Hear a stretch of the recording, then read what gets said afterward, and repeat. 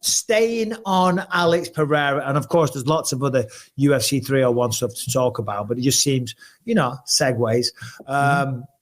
Pereira is kind of being called out by John Jones, another man that you know very well. Tom Aspinall, of course, the interim champion, is coming out and he thinks that Jones is playing games. He thinks that he's just, and I agree. I think he's just messing around. He's playing games. I think he's trying to wind up Tom Aspinall because I, for 1 second, can't believe that John Jones would have, it would be so embarrassing for him to realistically be calling out the champion from the weight class below if he was to beat Stipe. And we know that's an if. That's not a given. But to then be talking about not retiring, but taking on a different challenger, he's got to be with everybody. Well, like John Jones has ever been concerned with being embarrassed of anything. He's really good at it. If he's smart, that's exactly what he's doing. Like if he really wants to, for sure, if he wants the for sure fight or he wants the better matchup, he would avoid Tom Aspinall like the plague. So like if he beats Stipe, I would say that Alex Pereira is probably a bigger money fight like right now. So I looked at the responses on X. I believe that's the first time I've ever said that, and it didn't feel right. On Twitter, I looked at the responses, and I thought overwhelmingly it would be people saying, Tom, come on, man, cut the shit, you're out of your mind. But it was actually the opposite. I think Tom Aspinall posted like a meme or an image of John Jones kind of like looking like that or whatever, and he tagged John's tweet below it. And everyone was like, look, listen, obviously, Tom, you're the next logical fight. But in terms of legacy fights, in terms of money-making fights, Alex Pereira is one of the biggest stars in the world of mixed martial arts right now. Yeah. And I was kind of blown away. Everybody knows that I'm very good friends with Tom. And I thought I was going to go to the comment section and see something very, very different. But it seemed, and I'm not saying everybody, but there was a real healthy percentage of people saying, actually, Pereira makes sense over Tom. And I was like, the pets' heads are definitely falling off. Well, in terms of divisional relevance and the natural progression of the situation that we found ourselves in the heavyweight, Tom Aspinall makes all the sense in the world. But if you're John Jones, like if you're his coaches or you're his accountant or you're his manager, Stipe Miocic, Alex Pereira, that's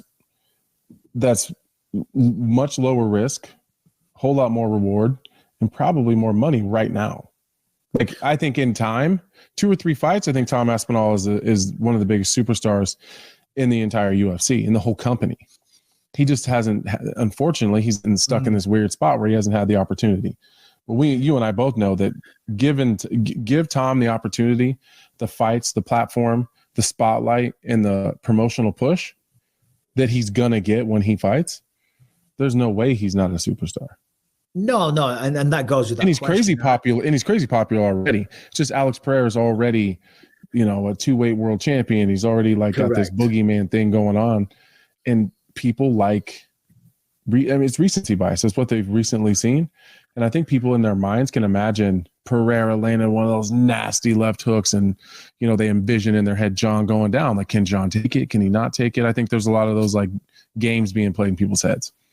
Yeah, I think in terms of, as fighters, we want to be a part of the biggest fights possible. All right, cool. Right now, Pereira would be a bigger fight. To your point a moment ago, Tom's got a real personality and he's got his own YouTube channel. If people haven't checked that out, do so, because he has some really good videos and content on there doing all kinds of different stuff. And he will be there. And I think when he gets his hands on Tom, I just don't really see it being a fight. I mean, all right, sorry, that's insulting to John. I just strongly believe that Tom would win that fight.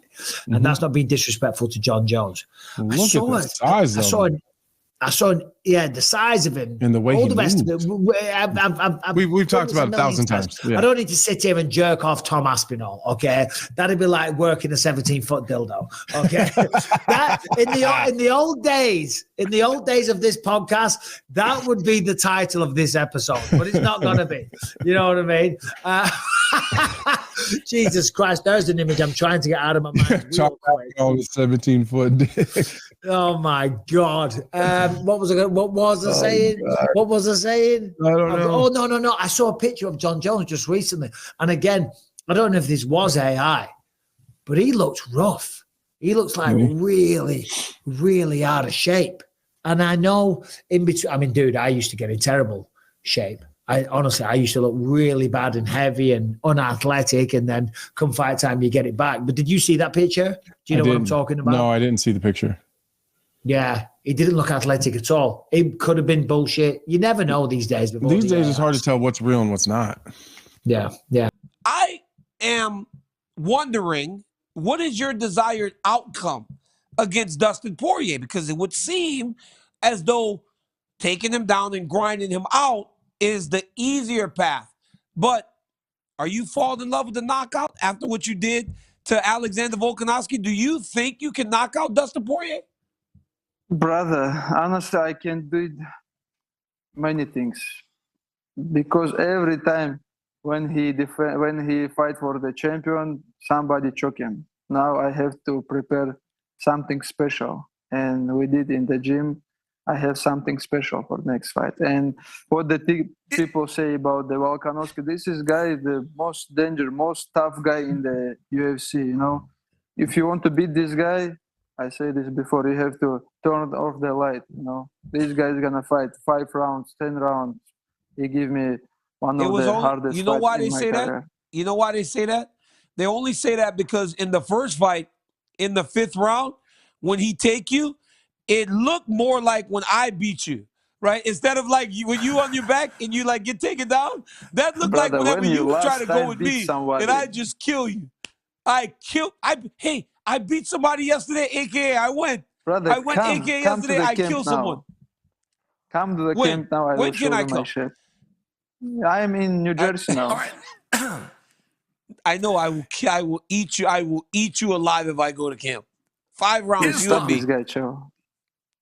In the vein, though, of discussing DC and bigger weight classes, I've watched all of your fights, partner, but I've also watched all of your weigh-ins, and it strikes me from my living room that 155 is not the most pleasant experience you're having. Am I close on that? Is there a certain amount at 55 where you may walk away from the division and go up to 70? Man, who we have next? Now we have Poirier. After, if I beat Poirier and Arman, I don't know. I don't have some job in my division, and I need a second belt.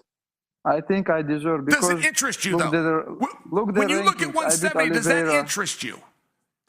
Yeah, of course. This is my dream. Okay. To be double champion. I didn't know that.